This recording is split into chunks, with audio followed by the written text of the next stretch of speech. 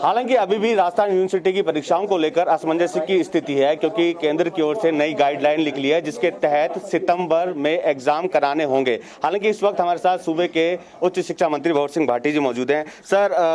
क्या कुछ रहेगा अब, क्योंकि नई गाइडलाइन जारी हुई है, अभी भी हालांकि जो छात्र हैं वो असमंजस की स्थिति में है। देखिए, आज से 3 दिन पहले राजस्थान के मुख्यमंत्री जी के अध्यक्षता में एक मीटिंग में राजस्थान के जो हमारे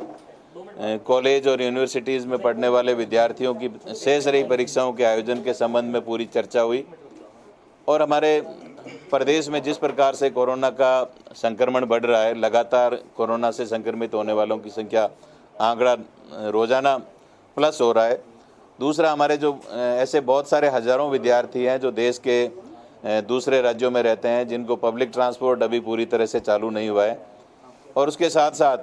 जो हॉस्टल्स में रहने वाले विद्यार्थी हैं, जो हमारे रूम्स लेकर किराए के रूम पर रहने वाले विद्यार्थी हैं, उन सबको काफ़ी परेशानियों का सामना करना पड़ रहा है। और इन व्यवहारिक दिक्कतों को ध्यान में रखते हुए, कोरोना के बढ़ते हुए संक्रमण को ध्यान में रखते हुए और विद्यार्थी और अभिभावकों की जो मांग थी उसको ध्यान में रखते हुए राज्य सरकार के द्वारा माननीय मुख्यमंत्री जी के स्तर पर यह निर्णय लिया गया कि राजस्थान में तमाम जो परीक्षाएं हैं वो इस बार आयोजित नहीं की जाएगी और बिना परीक्षा के विद्यार्थियों को अगली कक्षा में प्रमोट किया जाएगा। और जहां तक वर्तमान जो परिस्थितियां हैं, जो कल रात्रि को जो यूजीसी का जो गाइडलाइन जो जारी की गई है, तो उसमें फाइनल ईयर के स्टूडेंट्स को का एग्ज़ाम करवाने की अनिवार्यता की बात कही गई है। तो यूजीसी का जो गाइडलाइन आई है उसका भी हम पूरी तरह से अध्ययन करके और उच्च स्तर पर माननीय मुख्यमंत्री महोदय के स्तर पर इसकी चर्चा करके और आने वाले समय में अतिशीघ्र विद्यार्थियों को और प्रदेश के युवाओं को इस संबंध में सरकार का जो भी निर्णय होगा, अभी वर्तमान में हमारा ये निर्णय है कि हम ये जो परीक्षाएं आयोजित नहीं करने का जो निर्णय है वो हमारा निर्णय है। लेकिन यूजीसी की गाइडलाइन को मद्देनजर रखते हुए इस पर आगामी जो निर्णय होगा वो मुख्यमंत्री महोदय के और उच्च स्तर पर पूरा परीक्षण करवाने के बाद राज्य सरकार कब तक निर्णय करने के बाद घोषणा करेगी, क्योंकि सितंबर तक का समय दिया है, तब स्टूडेंट के पास समय कम बचा है, क्योंकि पहले परीक्षा नहीं कराने की बात की गई थी।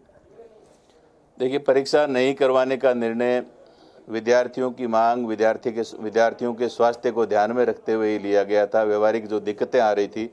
उनको ध्यान में रखते हुए लिया गया था। और चूंकि जैसा आप कह रहे हैं कि यूजीसी की गाइडलाइन के बारे में राज्य सरकार का क्या निर्णय रहेगा, तो यूजीसी की गाइडलाइन जो आई है उसका पूरा अध्ययन करवाने के बाद में हम उच्च स्तर पर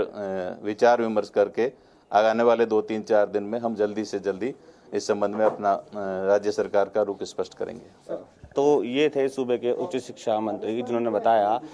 मुख्यमंत्री से मंथन के बाद ही कोई निर्णय लिया जाएगा। हालांकि जो गाइडलाइन जारी हुई है उसको लेकर 3-4 दिन के अंदर फैसला लिया जाएगा। कैमरा पर्सन विष्णु के साथ मैं बसंत, इंडिया न्यूज जयपुर।